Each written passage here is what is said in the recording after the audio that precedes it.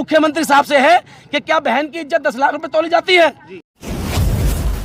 जो हत्यारे हैं वो पुलिस के पास है, उन्हें फांसी क्यों नहीं दी जाती?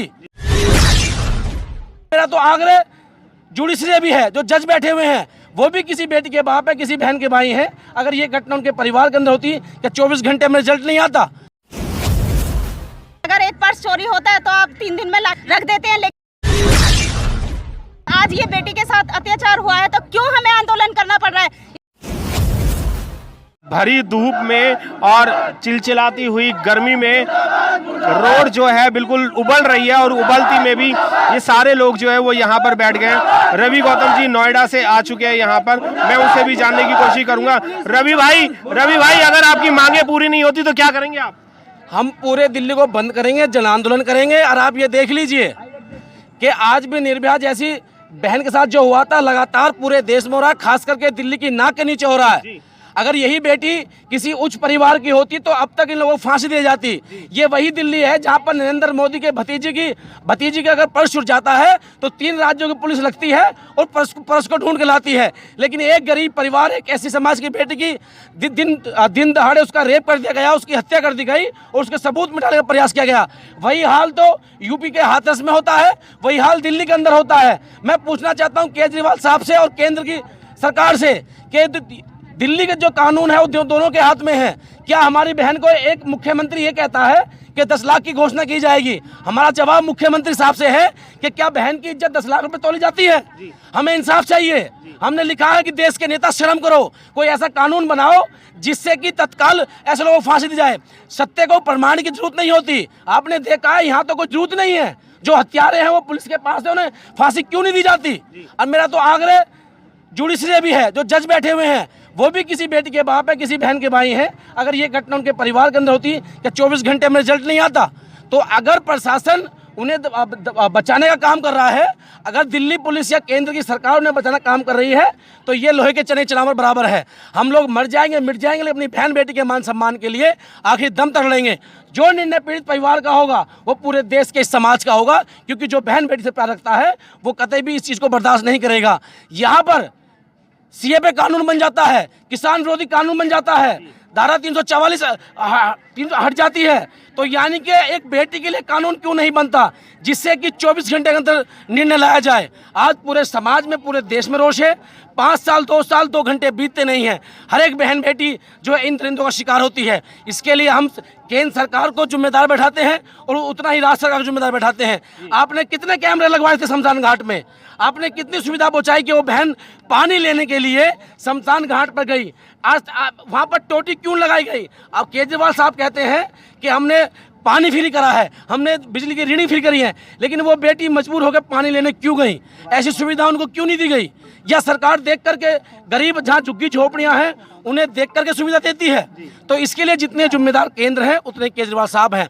और अभी मैंने सुना उन्होंने कहा था कि हम 10 लाख की घोषणा करते हैं, तो केजरीवाल साहब बता दीजिए कि ऐसी बहन बेटे को कितने 10 लाख में आप जो है उनकी इज्जत को शर्मसार करने का काम करेंगे? ये उनका जो बयान है ये बहुत शर्मसार बयान है, उनको वापस लेना चाहिए। और जिस तरीके से उन्होंने हमारे समाज को गुमराह बना करके सत्ता में बैठने का काम किया है, इसी तरीके से हम लोग आने वाले समय में उनको जो है मुँह तोड़ जवाब देने का काम करेंगे। और युवा शक्ति दल कड़े शब्दों में निंदा करता है। हम जब तक चुप नहीं बैठेंगे, जब तक उस बहन के हत्यारों को फांसी नहीं हो जाती जिन्होंने हमारी 9 साल की बच्चे साथ गलत किया और सबूत मिटाने के लिए उसको मार दिया गया। आखिर अब आदमी जाए तो जाए कहाँ? जी बिल्कुल, जाए तो जाए कहाँ। और कैंट की तरफ से एक नोटिस ये जारी हुआ है कि आप यहाँ पर प्रोटेस्ट नहीं कर सकते, इस बारे में क्या कहना चाहेंगे? नहीं, क्यों नहीं कर सकते हैं प्रोटेस्ट? हमारी बहन बेटियों की इज्जत लूटती रहेगी और हम प्रोटेस्ट भी नहीं करेंगे। प्रोटेस्ट करेंगे। और सरकार हमेशा ये क्यों फास्ट ट्रैक नहीं बनाती है? जल्दी से कोई न्याय नहीं हो सकता है लड़कियों के लिए? हमेशा अत्याचार पे अत्याचार। जब दूसरी घटना घट जाती है तभी क्यों सारे लोग पॉलिटिशियन आके खड़े हो जाते हैं? उससे पहले क्यों नहीं कोई कानून बना दिया जाता? पर 10 लाख रुपए आपको दिए जा नहीं, 10 लाख क्या मानसिक रूप से उनको ठीक कर सकता है? क्या उस परिवार की हानि पूरी कर सकता है 10 लाख में? 10 लाख मात्र एक इज्जत है, तो 10 लाख दे देकर आप सबकी बहन बेटियों की इज्जत लूट लीजिए ना। समाज की सारी बहन बेटियों की इज्जत एक समान होती है, पर कहीं पर गोली मार करके उसको न्याय दिया जाता, कहीं फांसी दे करके, और कहीं पर ये आंदोलन होते हैं। इसमें क्या भेदभाव हो रहा है आप लोगों के साथ? हाँ, बिल्कुल भेदभाव हो रहा है। अब वही आपने जैसा कि रवि गौतम जी ने बताया कि अगर एक पर्स चोरी होता है तो आप 3 दिन में लाके रख देते हैं, लेकिन अगर एक बेटी के साथ अत्याचार होता है या किसी एक सभ्य समाज की बेटी के साथ अत्याचार होता है तो आप फटाफट इसके लिए एक्शन लेते हैं। और आज ये बेटी के साथ अत्याचार हुआ है तो क्यों हमें आंदोलन करना पड़ रहा है? इसके लिए सरकार को खड़ा होना चाहिए, कानून को खड़ा होना चाहिए। हम लोगों को खड़े होने की जरूरत कहाँ पर है? रवि भाई, ट्रैफिक आपके पीछे खोल दिया गया, दिल्ली पुलिस ने ट्रैफिक खोल दिया, उसके बारे में क्या कहना चाहेंगे? देखिए, ये तो आंदोलन आपको नहीं करने दे रहे वो लोग। जो सरकार ने कहा कि हम आंदोलन नहीं कर सकते, हमें एक जगह स्थान बता दीजिए कि जहां हम आंदोलन कर सकें। और रही बात बेटी के मान सम्मान की, तो क्या नरेंद्र मोदी ने यही नारा दिया था, बेटी बचाओ बेटी पढ़ाओ? बेटी पढ़ेगी तो बाद में जब पहले इन दरिंदों से बचेगी। बिल्कुल। और उसके बाद केजरीवाल साहब ने जो 10 लाख का कहा है, मेरी बहन ने सही कहा कि 10 लाख रुपए देकर किसी की बहन बेटी से खेला जा सकता है, तो ये लोग तय कर लें कि हमारी या इनकी बहन बेटे कोई मान सम्मान नहीं है, तो ये हम बर्दाश्त नहीं करेंगे। रही बात ट्रैफिक की, तो अगर रोड खोली जा रही है उसकी जिम्मेदारी प्रशासन की होगी, केंद्र राज्य सरकार की होगी। अगर किसी भी पीड़ित ने आहतों को कुछ कर दिया, चाहे वो रोड पे हो या खेत खलियान में हो या रोड जाम हो या आगजनी हो, उसकी जिम्मेदारी केंद्र व राज्य सरकार की होगी। हम लोग प्रोटेस्ट कर रहे हैं, हमें इंसाफ नहीं मिलेगा तो हमारा फंडामेंटल राइट है, हमारा अधिकार है, संविधान हमें इजाज़त देता है कि हम अपने हक अधिकार के लिए प्रदर्शन कर सकते हैं। जब ये लोग लोकसभा में बैठ करके, विधानसभा में बैठ करके अपनी बात मनवाने के लिए प्रदर्शन कर सकते हैं, तो हम भी रोड पर अपनी बात मनवाने के लिए, अपनी बहन के इंसाफ के लिए कहीं भी प्रदर्शन कर सकते हैं। बिल्कुल। जय जय जय जय जय भीम, जय भीम, जय भीम, जय जय जय जय जय। प्रदर्शन कहीं भी कर सकते हैं, कानून में एक ऐसा प्रावधान दिया हुआ है जिसमें प्रदर्शन कर सकते हैं।